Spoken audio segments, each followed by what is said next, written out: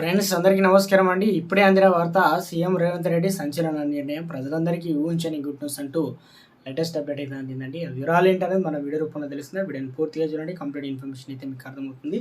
మీరు ఇంకెవరైనా సరే మన ఛానల్ సబ్స్క్రైబ్ కూడా వీడియోస్ ఉన్నట్లయితే దయచేసి మన ఛానల్ సబ్స్క్రైబ్ చేసుకొని bell button all notification activate చేసుకోండి. అదేవిధంగా చూస్తున్నారు కానీ లైక్ చేయడం మర్చిపోతున్నారండి. దయచేసి లైక్ చేయండి. లైక్ చేయకుండా వివరాలకి అయితే వెళ్ళిపోదామండి. మనం తెలంగాణ ప్రభుత్వం ప్రతిష్టాత్మకంగా చేపడుతున్న one state one digital card pilot project survey మరో 2 రోజుల్లో ముగిసింది. ఇక ముగియనుందన్నమాట. ఒకవైపు సర్వేలో ఎదురవుతున్న సమస్యలు పరిష్కరిస్తున్నారు, మరోవైపుల కార్డు ఎలా ఉండాలనే విషయంపై అధికారులు కసరత్తు చేస్తున్నారు. కొలిక్కి వచ్చినట్టు తెలుస్తుంది. ఆధార్ కార్డు మాదిరిగానే ఫ్యామిలీ డిజిటల్ కార్డు అయితే ఉంటుందన్నమాట.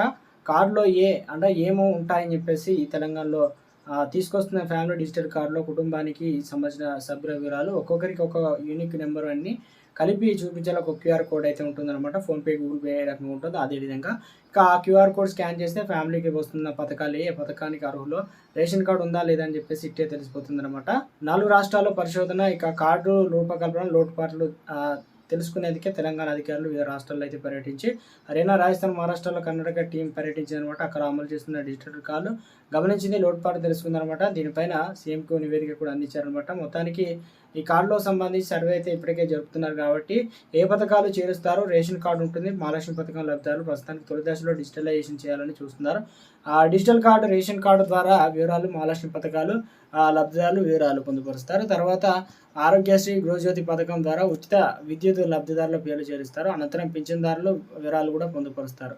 ఇలా ఒక్కొక్క దశలో ఒక్కొక్క పథకం లబ్ధిదారులు చేరుస్తారనమాట. ఒకేసారి అందరి వివరాలు చేర్చడం ఇబ్బంది అవుతుంది కాబట్టి అధికారులు విడతల వారీగా వివరాలు నమోదు చేస్తే సమస్య ఉండదని, చిన్న చిన్న మార్పులు ఉంటే చేసుకోవచ్చు. కొత్త రేషన్ కార్డు ఇవ్వాల్సి ఉన్న పథకాల లబ్ధిదారులు వారి పేర్ల తర్వాత చేర్చేలా ఉంటుంది కాబట్టి కార్డు లబ్ధిదారులు చేతికి వస్తే పదే పదే ఆధారు, ఇతర ధ్రువపత్ర అధికారులు ఇవ్వాల్సిన పనే లేదు. అవసరమైనప్పుడు ఇందులో క్యూఆర్ కోడ్ స్కాన్ చేసి ఫ్యామిలీ వివరాలు పూర్తిగా తెలిసిపోతే అన్ని వల్ల పథకాలు, అర్హత వివరాలు ఇక అదేవిధంగా డిస్ప్లేతో ఇప్పుడు ఉచిత బస్ పాస్ అమలు అవుతుందిగా. బస్సు, ఆధార్ కార్డు, ఇతర కార్డుతో పని లేకుండా ఈ డిజిటల్ కార్డు చూపిస్తే సరిపోతుంది. దాన్ని స్కాన్ చేస్తే తర్వాత వాళ్ళు అర్హులా కాదని చెప్పేసి తేలిపోతుంది అనమాట.